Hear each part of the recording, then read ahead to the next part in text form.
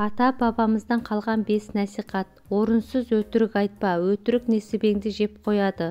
Ішімдік ішпе, ішімдік сауапты жеп қояды. Басыма іс түсті деп қайғырма, қайғы өмірді жеп қояды. Садақа бер, садақа бәлені жеп қояды. Әр нәрсеге қанағат ет, қанағат күнәні жеп қояды. 80-нен асқан қариядан біреулер: көп жасадыңыз, дүниенің қызығы неде екен деп сұрапты. Сонда қарт: сұрағандарың жөн, менде не қалды дейсің?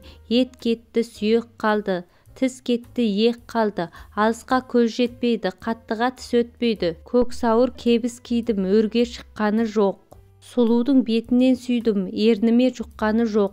Жақсы ат міндім, тақымға жұққаны жоқ. Асылдан киім кидім, иығыма жұққаны жоқ. Мына жалған өмірде ынтымақ пен татулықтан асқаны жоқ. Дүниеде тату-тәтті өту ең бір ғанибет екен деген екен. Есіңде болсын, мықтылар көп адамға ұнамайды, өйткені оларды бағындыру қиын. Біреулер менде бауыр жоқ деп армандар, бар бауырмен араздасқан жандар бар. Тірісінде бағалаңдар бауырды, өлгеннен соң арманда боп қалмаңдар. Бауыр барда биіктерге самғаңдар, бауыр малдық қасиеттен тамбаңдар. Кімде кімнің көп болса егер бауыры, ол адамдар нағыз бағы жанғандар. Есіңде болсын, мықтылар көп адамға ұнамайды, өйткені оларды бағындыру қиын. Егер біреу туралы білгің келсе, өзгелердің ол жайлы сөздерін емес, оның өзгелер туралы сөздерін тыңда. Адамдардың сізді ең көп жақсы көретін уақыты, оларға көп пайда әкелетін кезіңіз. Үш қуат: ақыл қуат, жүрек қуат, тіл қуат. Үш ғайып: ажал ғайып, қонақ ғайып, несібе ғайып. Үш арсыз: ұйқы арсыз, тамақ арсыз, күлкі арсыз. Үш даусыз: мінез, кәрілік, ажал. Үш кәдесіз: жігіт, денсаулық, жақсы жар. Үш жамандық: нақақ қан төгу, кісі малын нақақ алу, ата-бабадан қалған ескі жұртты бұзу. Үш жақын: жан тәтті, мал тәтті, жар тәтті. Үш көз: су анасы бұлақ, жол анасы тұяқ, сөз анасы құлақ. Үш тоқтам: ақыл арқан, ой өріс, адам қазық. Үш із: бала, байлық, бақыт. Үш қадірлі: ырыс, бақ, дәулет. Үш тәтті: жан, мал, жар. Үш кітап: Тәурат Мусаның кітабы, Зәбүр Дәуіттің кітабы, Інжіл Исаның кітабы, Құран Мұхаммедтің кітабы. Төрт қылыш: Хамхан, Сәмсән, Зүлқожа, Зүлқпар. Дүниенің төрт бұрышы: шын машын, Масыр, Рум, Европа елдері.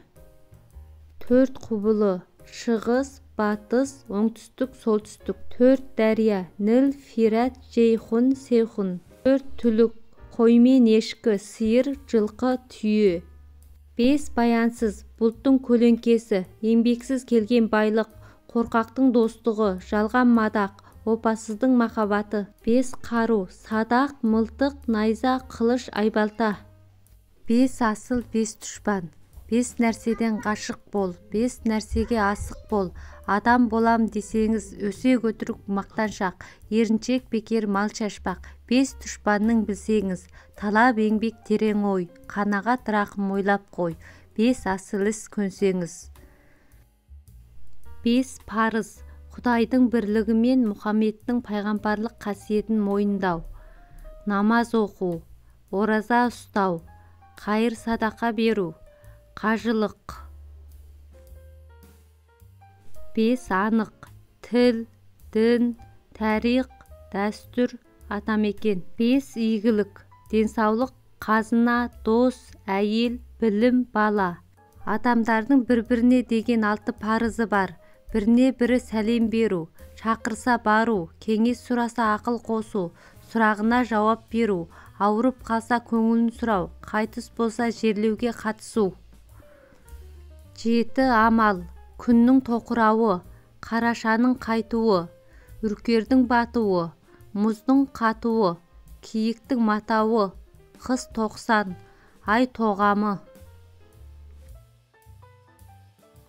Жеті жұт: қарақшылық, өрт, оба, соғыс, топан су, зілзала.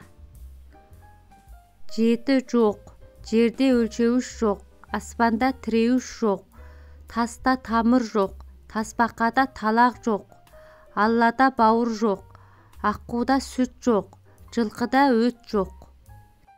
7 жетекші, адамның басшысы ақыл, жетекшісі талап, жолаушысы ой, жолдасы кәсіп, қорғаны сабыр, қорғаушысы мінез, сынаушысы халық.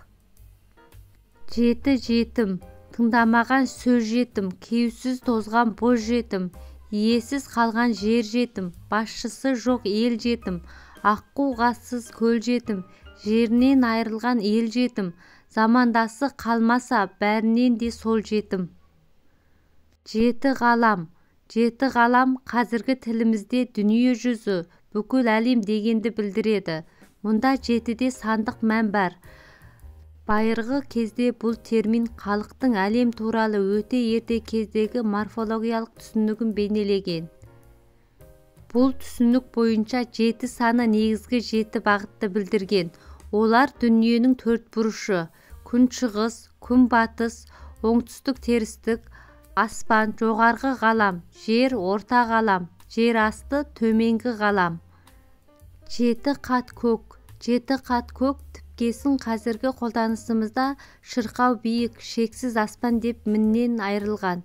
7 қат көк байырғы шығыс астрономиясының кеңінен қолданылған термині. Мұндағы 7 саны 7 жұлдызға сәйкес келеді.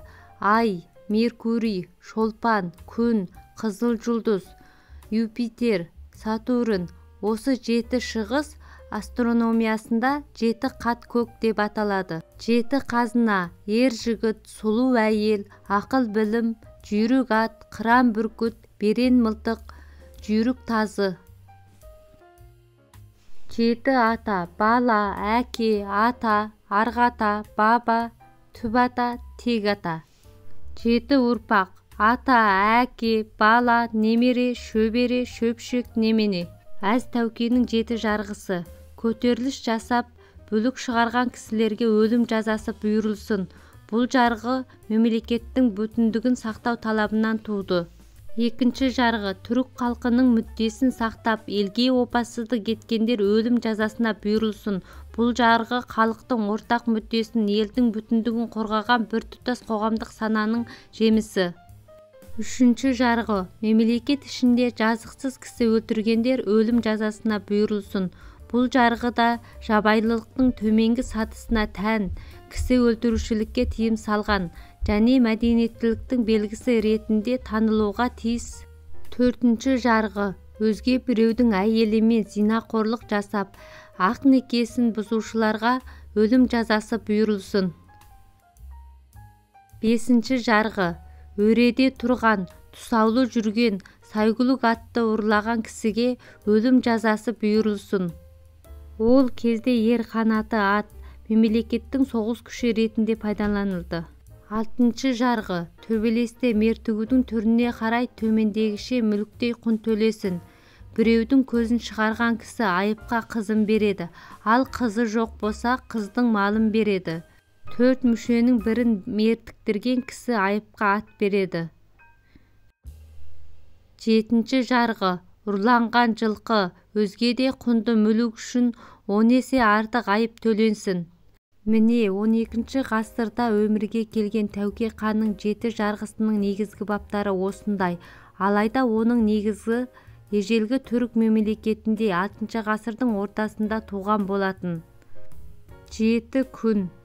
Бүгін, ертең, бүрсігүні, арғы күні, ауыр күн, соңғы күн, азына, дүйсенбі, сейсенбі, сәрсенбі, бейсенбі, жұма, сенбі, жексенбі.